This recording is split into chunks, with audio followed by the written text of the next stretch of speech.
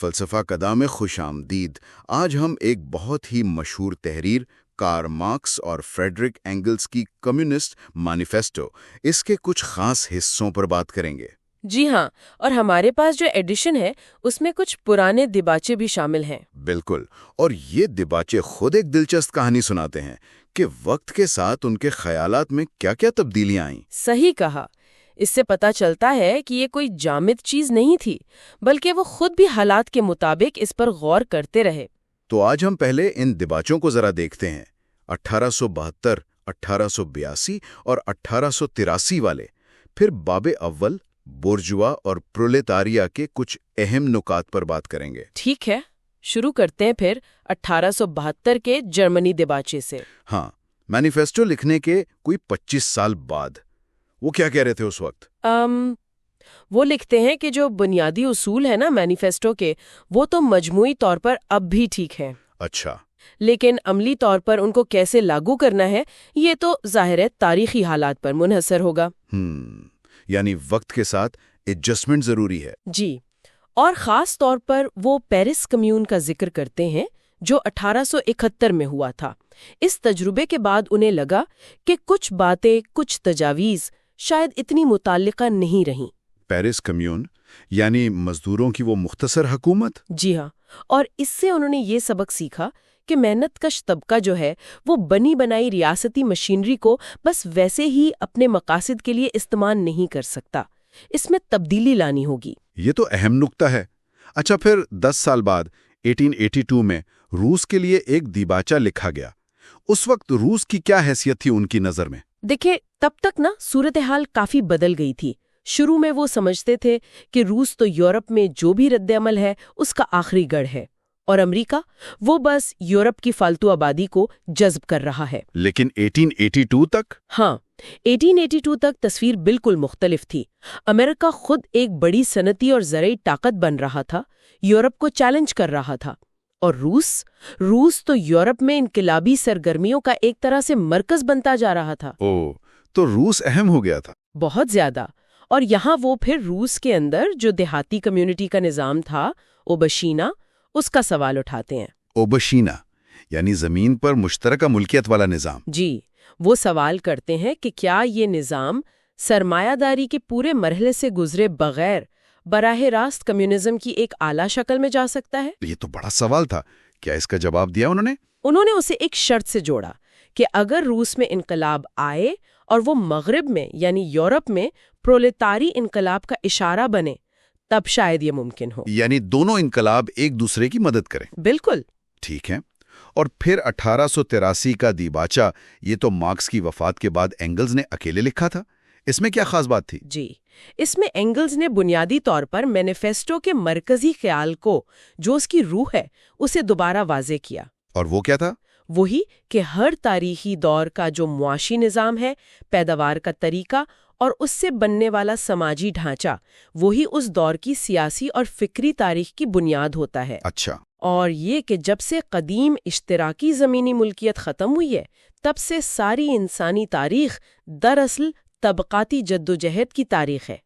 یعنی امیر اور غریب یا ظالم اور مظلوم کے درمیان کشمکش۔ جی ہاں، اور اینگلز نے یہ بھی واضح کیا کہ یہ جدوجہد اب ایک ایسے موڑ پر آ گئی ہے جہاں پرولےتاریا یعنی مزدور طبقہ جب تک خود کو برجوازی سے آزاد نہیں کراتا، تب تک وہ پورے معاشرے کو ہر قسم کے استحصال، جبر اور طبقاتی جدوجہد سے ہمیشہ کے لیے نجات نہیں دلا سکتا۔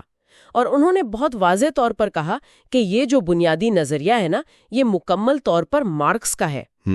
تو انہوں نے مارکس کو پورا کریڈٹ دیا؟ جی بالکل۔ ٹھیک ہے، تو یہ دیباچے ہمیں ایک اچھا تاریخی پس منظر دے دیتے ہیں۔ اب آتے ہیں باب اول پر، بورژوا اور پرولےتاریا۔ اس کا آغاز تو شاید سب سے مشہور جملے سے ہوتا ہے۔ جی، اب تک کے تمام موجودہ معاشرے کی تاریخ طبقاتی جدوجہد کی تاریخ ہے۔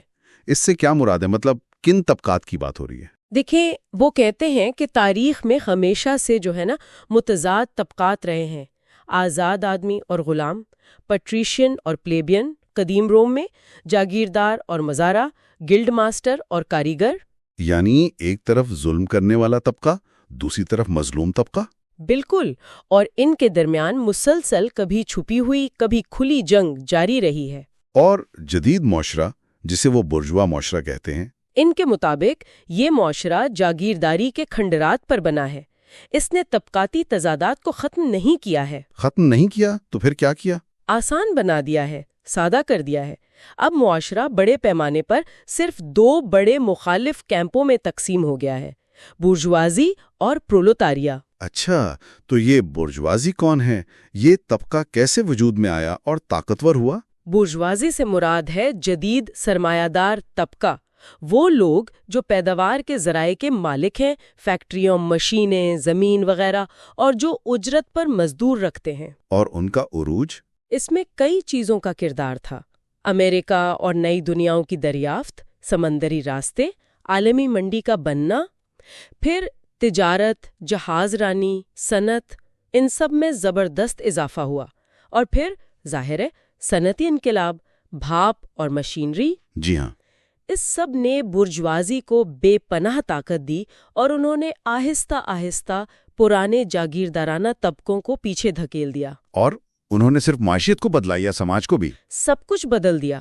انہوں نے پیداوار کے اوزاروں میں مسلسل انقلاب برپا کیا۔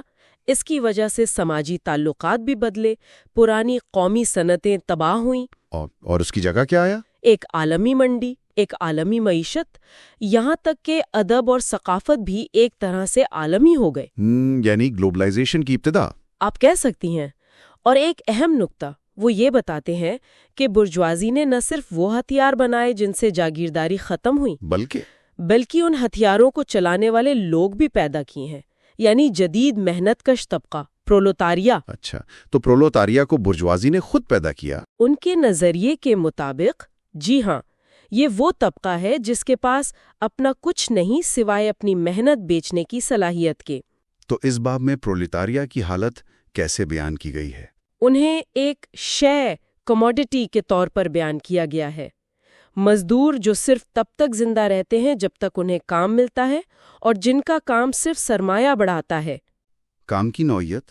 مشینری کے بڑھتے ہوئے استعمال نے ان کے کام سے انفرادیت، کشش اور مہارت چھین لی ہے۔ وہ خود مشین کا ایک حصہ، ایک ضمیمہ بن گئے ہیں۔ اور ان کی اجرت؟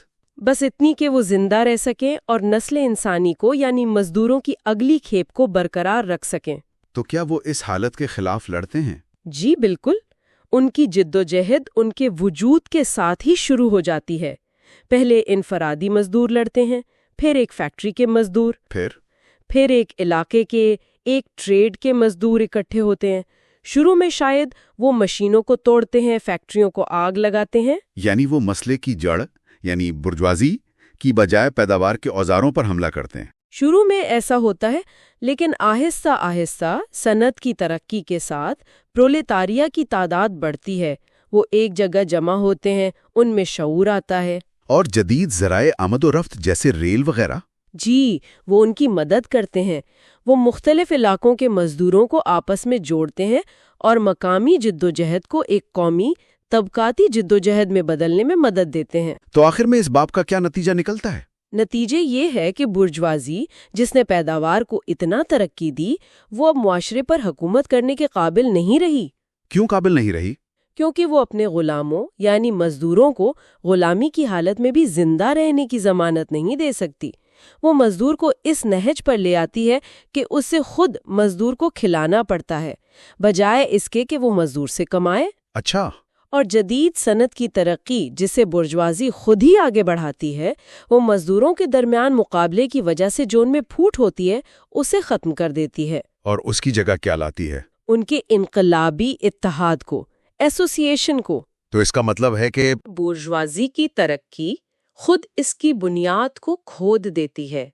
وہ غیر ارادی طور پر اپنے ہی قبر کھودنے والے پیدا کرتی ہے، یعنی پرولےتاریا۔ جی، اس لیے ان کے مطابق برجوازی کا زوال اور پرولےتاریا کی فتح دونوں یکساں طور پر ناگزیر ہیں۔ ٹھیک ہے، تو ہم نے دیکھا کہ دیباچے کیسے اس دستاویز کے تاریخی سفر اور سوچ کے ارتقاء کو دکھاتے ہیں، اور باب اول کیسے برجوازی اور پرولےتاریا کے درمیان ایک ناگزیر تاریخی کشمکش کا نقشہ کھینچتا ہے۔ بالکل، اور شاید آخر میں سامعین کے لیے ایک نکتہ چھوڑ جائیں سوچنے کے لیے۔ جی ضرور۔ مینیفیسٹو کا استدلال یہ ہے کہ وہی معاشی اور تکنیکی قوتیں جنہوں نے برجوازی کو عروج دیا، وہی بالآخر اس کے زوال کا باعث بنیں گی اور پرولےتاریا کو فتح دلائیں گی۔ اگر ہم آج کے معاشرے کو دیکھیں تو وہ کون سی اندرونی قوتیں، تضادات یا تبدیلیاں ہو سکتی ہیں جو موجودہ نظام کو اسی طرح اندر سے چیلنج کر رہی ہوں یا بدلنے کی صلاحیت رکھتی ہوں؟ یہ واقعی ایک گہرا سوال ہے۔ اس دلچسپ اور معلوماتی گفتگو کے لیے آپ کا بہت شکریہ۔ شکریہ۔